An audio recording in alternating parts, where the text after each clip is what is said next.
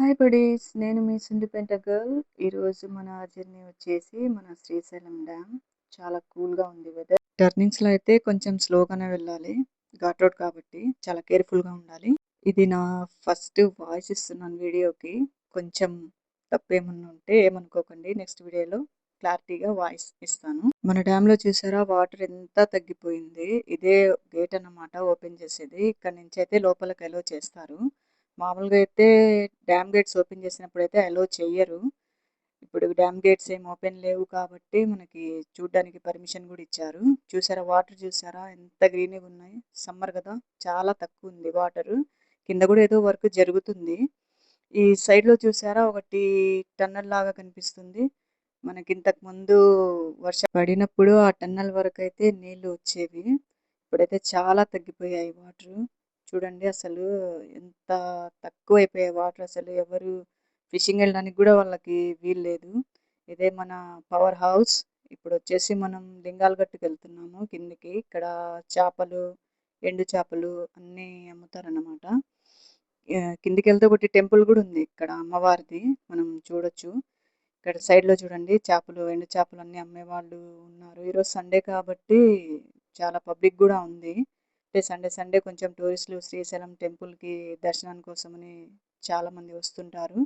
ఇక్కడ సైడ్లో ఒక ఆంటీ ఉన్నారు చూడండి, వాళ్ళు ఫిష్ కట్ చేయించుకోవడానికి ఏమో ఇచ్చినట్లున్నారు.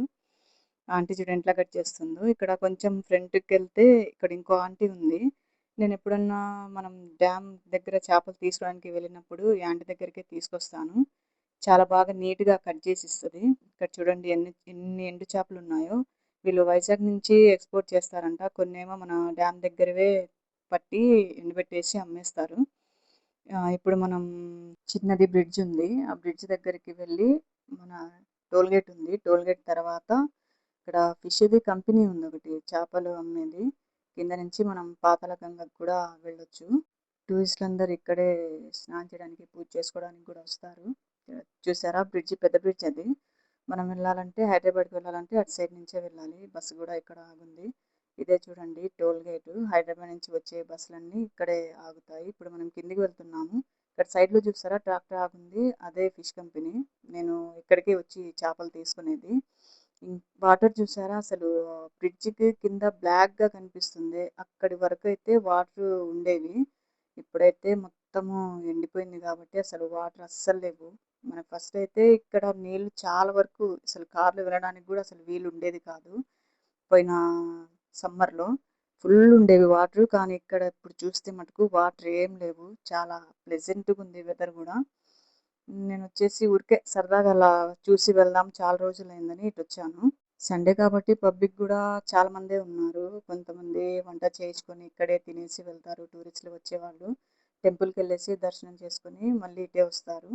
స్నానం చేసుకొని ఇంకా వెళ్ళిపోతారు. ఇక్కడ చూసారా మొత్తం అది వర్షానికి కొట్టుకొచ్చిన వేస్టేజ్ అంతా ఇక్కడే ఉంది.